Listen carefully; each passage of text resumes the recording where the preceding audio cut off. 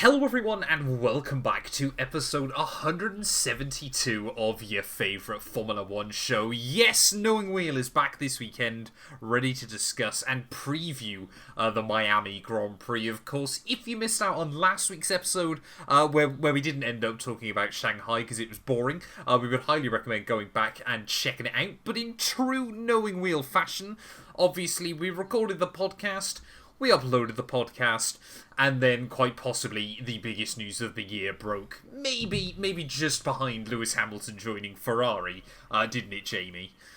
Yes, yeah. And it's just classic, isn't it? If you've been watching the show a while, you'll know that actually generally we record and then the news breaks and then the episode drops. Thankfully that wasn't quite the same, but we still recorded, uploaded, and then 3 hours later the news drops that Adrian Newey is off and he's leaving Red Bull. Well, he's announced his intention to leave Red Bull come the end of the year, which, has kind of taken the F1 world by storm in the last few days, really. And I think rightly so, to be honest. He is obviously probably the greatest engineer of all time. One of the greatest... I don't think there's any doubt about it. One of the greatest people in Formula 1 in terms of influence, like full stop, drivers, team principals included. You know, he's probably responsible for the most... championships, I'd imagine, right up there anyway. Yeah, easily. Yeah, pretty big news that he is wanting to leave Red Bull, who he's been with since the end of 2005, which is obviously 20 years ago, 20 seasons. It was crazy stuff. And the question that I'm guessing we're going to spend a bunch of time discussing, where's he going to go? Or is he going to go anywhere? I mean, we've been able to luckily narrow it down to, I believe it was 3 teams? Or was it only ever 2 in the end? I've had 3 in my head, but that might just be me. Well, list off the 3 you've had in your head then. So, obviously the big one is Ferrari. Of course. Because he's had his, on record, said that he regrets not working with Ferrari or Lewis Hamilton before. And obviously if he did it now, that's 2 birds, 1 stone. Yep. I think Aston Martin is probably the next best choice. Aston Martin are the only team confirmed to have sent him an offer. Because he's also in the same memoirs as announcing regrets not working with Hamilton and Ferrari, said that he regrets not working with Fernando Alonso. So that could be one. And then the Hail Mary, which is linked to the other bit of news which happened this week, is he could go to Audi, which I would absolutely love. For obvious reasons. So I don't think that one is very likely, because I think if he wants to stay in the UK, if he doesn't want to stay in the UK, he would just go to Ferrari. But if he does want to stay in the UK, I think he'd probably going to end up at Aston Martin. Yeah, we'll see. I think he's got a lot of options. Also, he could just retire, go and live happily, not think about F1 ever again. I mean, Adrian Newey is, it's not the main motivator, I'm sure, for someone in his capacity, but he is absolutely minted. So he would never have to worry about working another day in his life if he didn't want to. But he is absolutely someone that I think we'd all agree, I don't think he'd do as good a job in his role if he didn't love it. But obviously, you mentioned there, Audi's kind of very, very left wing, and I think that's kind of more of like a fairy tale kind of one of, do Audi just pay him a ridiculous chunk of money to basically try and set them up and get, kind of hit the ground running as a Formula 1 team. If I was to have to guess right this moment, if you put me on the spot about where I think he would go, my head is saying Aston Martin. My heart is absolutely saying Ferrari, though. It would be... but I can't help but feel like Adrian Newey would also be feeling the same way. Yeah, and I guess it kind of comes down to, does a guy in his 60s with a family want to relocate to Maranello? But why do you make it out like he has to relocate? I guess he doesn't have to, but I think he probably would. Just because... obviously he's so involved in the design process, and I guess one of the biggest effects you can have on a team is by galvanizing the fellow team members there. Obviously they're all in Maranello, so yeah, he may just have a long commute and only go a couple of times a week or for little layovers here and there, but I think only Adrian Newey knows what his intentions are. And I do think it would be really good for the sport if he does go to Aston Martin as well, as long as Lance Stroll doesn't end up with a terrible teammate and win a championship. I don't even want. It's like either Jacques Villeneuve or Damon Hill winning a world title. It would be like up there in terms of complete mediocre driver that winning a world championship. I don't even want to think about it. Yeah, the fact that Jacques Villeneuve was the Villeneuve to win a championship and Gilles wasn't was disgusting. Pretty outrageous.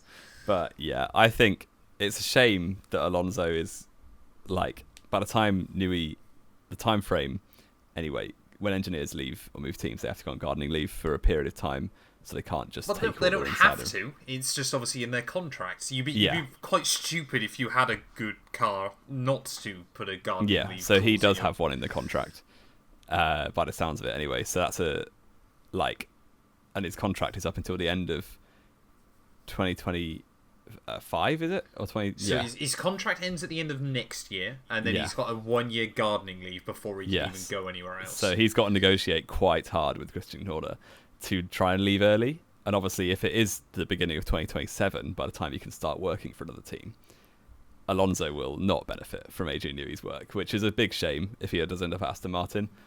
But whoever is the next driver, and alongside Lance Stroll, will have a great time, I'm sure. Yuki Tsunoda. Love to see it. Could be Tsunoda, yeah. Obviously, you mentioned there about having to negotiate with Christian Horner. I only saw this confirmed on, I think, one source, so I'm not going to say, it's a fact or anything like that. But the rumour on the street was that it was actually Adrian Newey's PA that Christian Horner had been inappropriate with. Interesting. I mean, I don't want to comment on whether we've really we have no idea to speculate if that's true. On this too much, have we? But my respect for Adrian Newey is very, very high, because it sounds like that was basically the catalyst for him leaving, is that he's not happy with how Red Bull and how Christian Horner have gone about the whole process. So he's clearly a man with values and credibility, and if it is his PA, which it may or may not be, then that kind of makes more sense, that like he would have a good relationship with whoever this person is who's been dismissed. So he's clearly a man of character and a man of value. So we love Adrian Newey, and I hope wherever he goes he has a great time, and I'm sure he will. And I'm sure the drivers driving his cars will as well. I'm sure they will absolutely be loving that as well if it happens. I mean, obviously Aston Martin, like we said, they have been the only team that have actually it's been put out there that they have sent him an offer.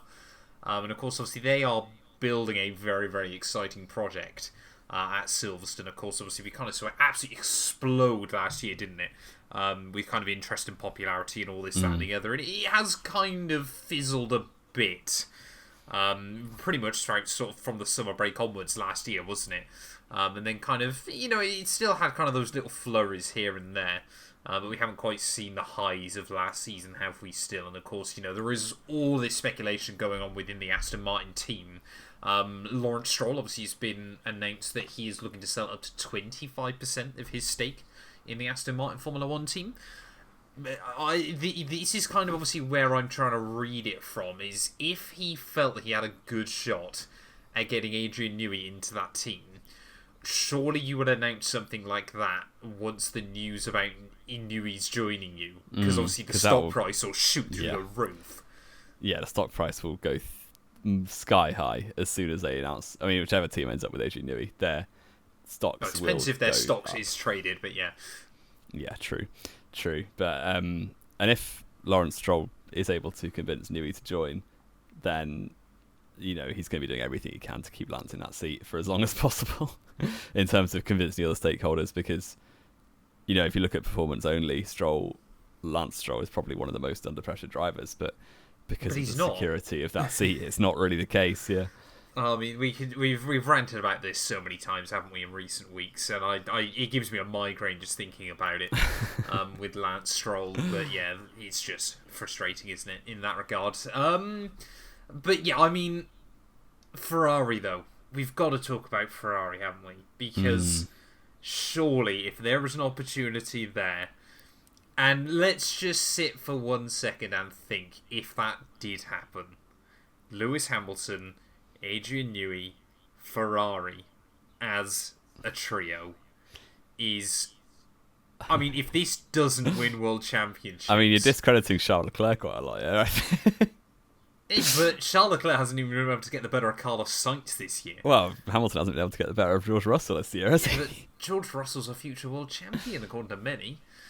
It's been an odd season so far, hasn't it? It has been a very odd season. I do think Leclerc would be at least on par with Hamilton, to be honest. I think on a Saturday, yes. On a Sunday, I'm not so convinced. Well, I guess we'll find out next year, won't we? That's going to be exciting. Yeah, I do think the way... I mean, actually, to be fair to you, I'm going to give you some credit here, because back at the beginning of 2023, when Fred Vasseur joined Ferrari from Sauber, or whatever they were known as then, you basically called back then that, you know, he's a bit of a negotiator, everyone kind of loves him, people would like to work for him. And you said, what if he's able to convince Hamilton? What if he's able to convince Newey to join Ferrari?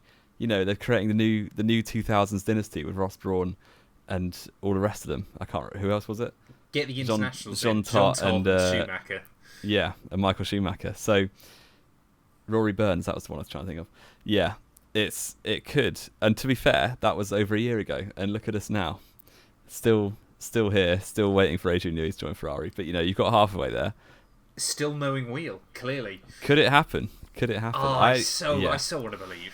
What I would love to happen, just from a humour point of view, is you have, Newey to Ferrari. You know, 2026 comes around. They've got an elite car. It's quality. Sadly for the sport, it means another period of domination. But at least the cars are red this time. I don't think people will care anywhere near as much if that car is red. And the upshot is that Charles Leclerc wins 3 titles in a row and Hamilton retires. It could happen. That would be so funny. That would be so funny. I'm not going to say it's impossible either. But... No, it's not impossible at all, because Leclerc's a very, very good driver. You break down the maths as well behind it. Of course, obviously, Ferrari's longest drought ever was from 79 to 2000. And there were quite a few missed opportunities in that 21-year spell. We're on year 17. By the end of next year, we're on year 18. We're getting pretty close to surely Ferrari. You know, there's only so many times they can get close. You know, just the rules of mathematics makes the you law of believe averages. There's only so many times they can and get they have close been incredibly close this time round, as in, you know, 08. Actually, 08 was their last constructors, wasn't it? But even so, like 2010 they were close. 2012, 2013 arguably they were close until Pirelli made the tyres favour Red Bull. 2017-18 they were quite close. 2022 arguably they should have been a bit closer, but they should have been way closer. Yeah, it's gonna come eventually. You know, Ferrari can't go forever without winning. But and you say the same with McLaren, and they've not won constructors in this millennium. So, but McLaren is a very, very different team over those last 15. Like, you look, obviously, the fact they both last won a championship in 08. Ferrari and McLaren have gone very, very different routes since then. But I mean, for all we know, it could be 2026 is McLaren. For all we know, obviously, I guess this is kind of the thing that's giving us hopium, isn't it? Still, that hopefully, if we're still doing the podcast by then, maybe we can live up to some hype once more in that regard. But I mean, it is mad to think about, you know, the potential that is there. An interesting fact I learned as well today, Jamie. Did you know, ever since Michael Schumacher left Ferrari, including Michael Schumacher, every driver to then leave that team has never won another Formula 1 race? That is a crazy stat. That is a really... Yeah, that's mad. So you're thinking, obviously, who? Schumacher, Raikkonen... Schumacher, obviously, Raikkonen went back again. Yep, Massa, Alonso, Vettel. Is that it? Yep. And then they don't shift drivers. They don't change drivers that often, do they? Wow. No. Yeah. It is. I imagine the same. Can the same not be said of Mercedes? Yeah, but a lot less examples. And they actually don't. You know, their drivers just retire. They keep them exactly. Until they retire. The only driver that hasn't retired from Mercedes is Valtteri Bottas. Yeah, he's not exactly going to win it at Sauber, is he? But I don't think maybe so. When Audi comes in, but he won't be there by then. We hope. Well, that does segue quite nicely, doesn't it, onto our second point. Because does. of course we speculated about it last week, and then it did just get confirmed pretty much a day later, wasn't it? That Hulk was going to be leaving Haas, and Hulk was then joining Stake, to the surprise of absolutely nobody when we learned he was leaving Haas. Yeah, I'm very pleased. I'm very excited. I do think 2025 is going to be a struggle because absolutely. That I don't see much upward trajectory in that car at the moment. But to be fair, the actual car is not awful in the second tier of F1 at the minute. Well, none of the cars in the second tier are awful. No, but like I would say it goes V-Carb, Haas, Sauber. Well, we spoke Williams, about this last week, didn't we? Yeah, I do think there's a decent. It's not like a cut-off back marker. It's just the way that team functions is just dysfunctional. That's the problem. They don't do pit stops. That's they don't do pit stops, and they don't do strategies, and they don't do reliability particularly well either. It's like there's so many problems in that team that aren't actually related to how fast the car is, but the car also isn't particularly fast. So hopefully, they can sort their act out when Hulk goes there. But I do think, it's obviously a longer term move. I think it makes sense for all parties really. Hulkenberg, Haas is one of those, an independent team which their aim is to exist and sell for a good price eventually. They're not here to win championships, you'd imagine. Obviously they take one if it comes, but you don't see how that would be in their roadmap, whereas Audi definitely are. They seem to be very serious about what they're doing. And yeah, he's a very, very safe pair of hands. I think the issue is with the current lineup, neither of them really stands out with Bottas and Joe. So it's hard to tell, as in because Joe's obviously coming to that team rookie. He's never had another teammate. It might be that Joe's actually pretty decent, and so is Bottas. But it might be that Bottas has lost it. Don't go down this hypothetical. Hey, I'm just saying it could be that, but it could also be that Bottas isn't very good, and neither is Joe. Yeah, it could be that on the same wavelength, you could say their car's actually a championship winner. Just both of them are pretty poor. I wouldn't go that far, but I mean, by getting someone like Hulkenberg in, that he's gonna do the job in a good fashion. That he's a very safe pair of hands. He's not going to stuff it in the wall that often unless he's on for a podium. And yeah, it's a good move because it means that whoever you stick next to him, you're going to have one car that's performing fairly near his limit and is going to be consistently bringing home whatever he can.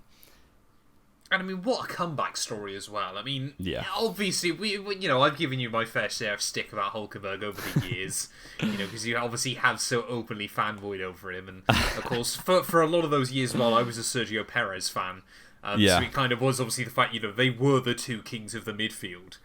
But Hulk was always better, though. No. But you do kind of think, don't you, how at the end of 2019, obviously he was dropped by Renault, obviously. Sorry, and it was in 2019. Yeah, it was obviously. Obviously with Ocon coming in for 2020, wasn't it? Mm-hmm. And you just think obviously at the end of that year to be in that situation, to now knowing you're going to be racing for a factory German team, the first German team back on the grids, obviously with the exception of Mercedes. Obviously Audi have obviously taken over the team that BMW once ran. It's a pretty incredible comeback, isn't it? Yeah, and to say he had 3 years out with a few substitute appearances in that, yeah, I do think madness. People, like teams, obsessed for a period of time over getting their own rookies in at the expense of the good experience on the grid. So that's kind of what limited him in the first place. It is a problem, but it's like when you had in 2020, you had like Latifi, Giovinazzi, arguably Ocon didn't do particularly well compared to what Hulk might have done. I'm not saying Ocon doesn't deserve to be on the grid, but teams were kind of obsessing over getting the fresh blood in, and Mick Schumacher, for instance. And then they kind of realised, oh wait, these drivers are crashing our car every week, especially Haas in 2021 with Mick and Mazepin. I still always argue that Haas was not actually as slow as that everyone bad. thinks it was. I reckon that Haas genuinely was quicker than the Williams all year. And you had the blind leading the blind. Yeah. Pretty much, exactly. Like, you'd think back to the fact that Mick was a second a lap average, roughly, faster than Mazepin. K-Mag was like 7/10 on average faster than Mick, and then Hulk on was average 3/10 on Magnus. 3-4 tenths quicker than Magnussen. You think, how much quicker could that Haas have actually been? And imagine if Hulkenberg and Mazepin had been teammates. Oh, and imagine if they could set it up right as well, because they're both rookies. It was such a clown move back then, but they needed the money. So, but yeah, thankfully they've come around to their common sense, and good drivers are back. So there we go. Exactly. And yeah, it is a great comeback story, and he's obviously driven for Sauber before, back in 2013. He wasn't particularly happy in that. I mean, the first half of the year, the car was atrocious. Second half of the year, the car got good, but it was already checked out by then, because he got fooled into thinking it was going to be another 2012 where teams could get podiums, and then they couldn't. So that was a shame. I'm desperately trying to shoehorn a segue in there, Jamie, because you have brought us perfectly onto our quiz of the day. Okay. So, of course, I think it's also fair to say, isn't it? Even as a Hulk fan, you can admit this. One of the biggest reasons why they're picking him up, of course, is they understandably Audi want a German driver in that team. Mm-hmm. And, I will quite happily say as well, he is the best German driver in the world right now. There you go. Get that clipped. There's not many to choose from, but we'll get it clipped. Obviously, when was the last time Sauber was owned by a German company, Jamie? Well, BMW Sauber back in 2009. Technically, BMW still owned the team for 2010. Oh, yeah, it did, didn't they? Yeah. Due to the Concorde Agreement. But your quiz today is pretty simple. Okay. You have got a minute and a half to name me every Sauber driver to have scored at least 1 point since 2000. So from 2010 onwards. Oh, I should be able to do this. Your time starts now. Kobayashi, Della Rosa, Heidfeld. Heidfeld. You're going in a really odd order. Yep. Sauber in 2011, Kobayashi and Heidfeld again. Perez. Sergio Perez. 2012 was Kobayashi, Perez. 2013 was Hulkenberg and Esteban Gutierrez. 2014 was Sutil and Gutierrez. 2015 was Ericsson Nasser. 2016 was Ericsson Nasser. 2017 was Wehrlein and Ericsson, but Ericsson didn't score. 2018 was Leclerc and Ericsson. 2019 was Raikkonen and Giovinazzi. 2020 same. 2021 same plus Kubica, but he didn't score. 2022 was Joe and Bottas, and that's it. Bang on, with 40 seconds left on the clock. You've nailed that. You've picked my specialist subject, to be fair. 2010's F1. And you did also give me... Well, I was going to give you a couple of bonus points if you got this next question right. Can you name me, then, the two drivers that never scored a point for Sauber since 2010? You mentioned one there. Well, Kubica was one. Yep. Just ever, or in a certain year? In their entire time at that team. Time. Who was the other one? Interesting. Oh no. I was going to say De La Rosa, but I think he did in 2010, didn't he? De La Rosa did in 2010. And then he replaced Perez for a race in 2011, but didn't score. That's a hard question. Because Gutierrez did. Ericsson did. Nasser did. Giovinazzi did. This is brilliant. It is a replacement driver, isn't it? Is it one I mentioned? Surely not. Yeah, you mentioned him. You mentioned every single driver they've had. Yeah, Sutil never scored a point. I forgot about that. He was actually decent back then as well. Because I was going to do this quiz all the way back to the start of Sauber, but I thought there's just too many I actually answers. want to see how far I could get. Well, do you want to just keep trying to name BMW? Keep going back. Well, Sauber's like, you can do that then if you want. I'm doing it. Impromptu quiz, apparently. 09 was Heidfeld Kubica. Yep. That went back to 06 when it started off as Heidfeld and just before we Villeneuve. continue, am I saying if you get an answer wrong, you're out? I think I will very soon. So is that what we're saying? Is it? Yes, go for it. Heidfeld Villeneuve. You're out. Am I? Yeah, you forgot Vettel in 2007, I'm afraid. Oh, he did one race. That doesn't count. He still was there. That's ridiculous. I was going all the way back to JJ Leto then for a second. I bet you weren't. I'll give you a random year. 1997. Who were Sauber's drivers? Sauber's drivers in 97. Frentzen? Nope. Why are we doing this? I have no. Fisichella? He drove for them once. Nope. I can't remember. Fisichella never drove for them. I swear he did. I don't believe. No? Oh no, he did. Sorry, 2004. Excuse me. There you go. Yeah. Who drove in 97, just for completion's sake? Johnny Herbert, Nicola Larini, Gianni Morbidelli, and Norberto Fontana. I only know one of those, so there you go. Yeah, you know Gianni Morbidelli. Did Johnny Herbert not win a race that year, or was that in the Stewart? No, that was Stewart in '93, wasn't it? 93. You mean 1999? He won midway through Prost's last title.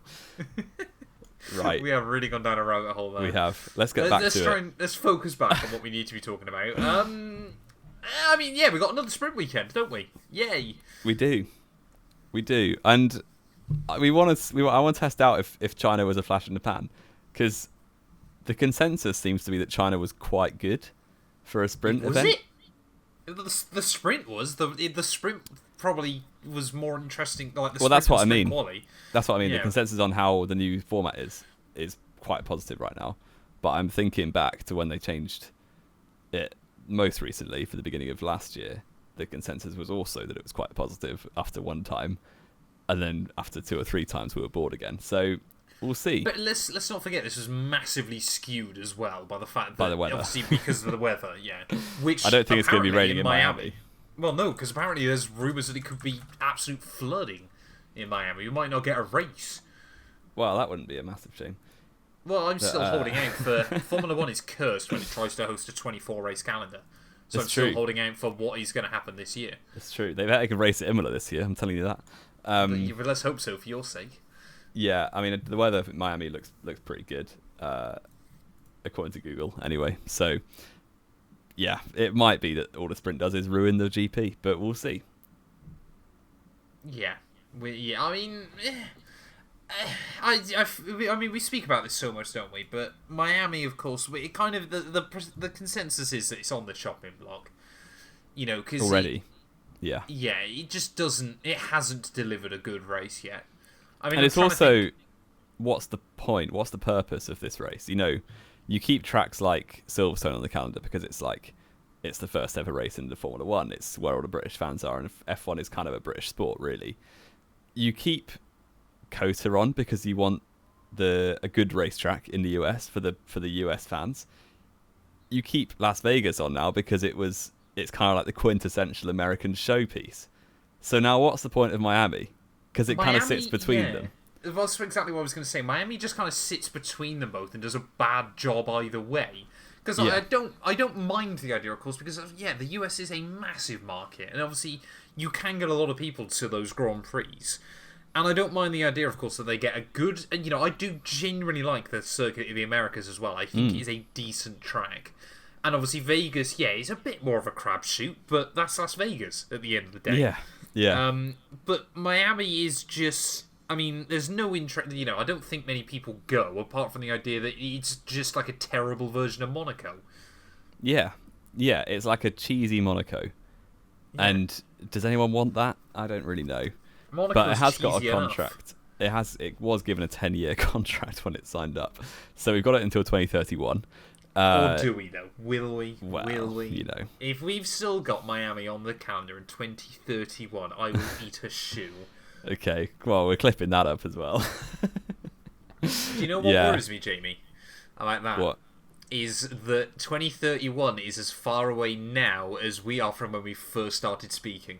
In fact, it's closer. It's much closer. Not much closer. We started speaking in 2016. Yeah. In fact, the second ever day I spoke to you was when Hamilton's engine blew up in Malaysia. I remember that. Oh. Man, what a day! Madness, what a day! Madness. I mean, we say we can't really preview too much heading into Miami, though, can we? Because of course we haven't really. I mean, I try to think of where is a good comparison to Miami on the calendar. You got a lot of high speed and then a lot of very low speed, and not a lot in between. Barcelona?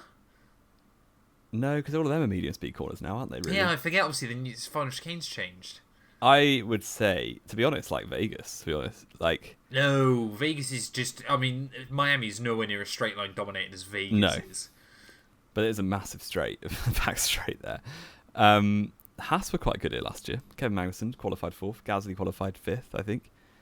He's not racing at Haas. He's not racing at Haas, but just shout out to Gasly. This is the race that broke Sergio Perez last year. It was, yeah. He's not really been the same since, but yeah, we'll see. Obviously, Magnussen scored points in Miami last year. Hulkenberg, He did. sorry, he only scored points in one Grand Prix last year. And a sprint. Yes. That's disgusting. He still outscored K-Mag. He still outscored Magnussen by double. It's quite funny. Shocking. But yeah, Haas, I mean, Jamie just sent me a graphic beforehand that was quite confusingly laid out by Formula One. But yeah, Haas have scored in as many Grand Prix this year as they did last year combined, which is quite an impressive feat. Yes, very good. Do we just do our predictions then, Jamie? I guess we should, shouldn't we? Yeah, we can lock it in. What are the scores on the doors? The scores, I actually got a bit of a lead after China, didn't I? So you did do well. I'm on 26, and you are on 17. Oh, From how many Grand Prix is that? Five races. So there's actually been 42 points available, and I've got 26. That's actually pretty good. I'm happy with that. Don't try to claim that's good, because how many of those points is Max Verstappen taking the win? How many of those probably most of points them. Is that? Yeah, it's probably like most 18 of those points. But then you've only got Max 17. Verstappen domination. Yeah, because I try to make it interesting. What does that say about you? In a world where Max Verstappen doesn't win everything all the time, I go, yes, boys, simply lovely. I don't know good Max Verstappen impressive. Yeah. I mean, sprint win Max, qualifying Max, race Max. That's plus 6. Sergio Perez P2. And let's be really boring. We're going to say Carlos Sainz P3. You are boring. You are boring as. Do you not remember that Lando Norris got the most recent sprint pole? Yeah. It was a week ago. Yeah. I'm going to say... There's no points for sprint pole. I'm going to say Max Verstappen sprint pole. Oh, here we go. There's no points for that. There's no points, yeah. I just feel like someone's going to crash into Max at turn 1 in the sprint. Why? I don't know. When was the last time, apart from George Russell last year, when was the last time Max Verstappen crashed out of a Grand Prix? Yeah, it was. Well, he had a hole ripped in his side in Baku and still got a podium. The GOAT. Yeah. So I will go... It must have been Hungary 2021. Italy. Italy. Well, you say Max took out Lewis, but yeah. I will go Sergio Perez to win the sprint, just to be different. Oh, dearie me. I will go Max Verstappen pole, Max Verstappen win.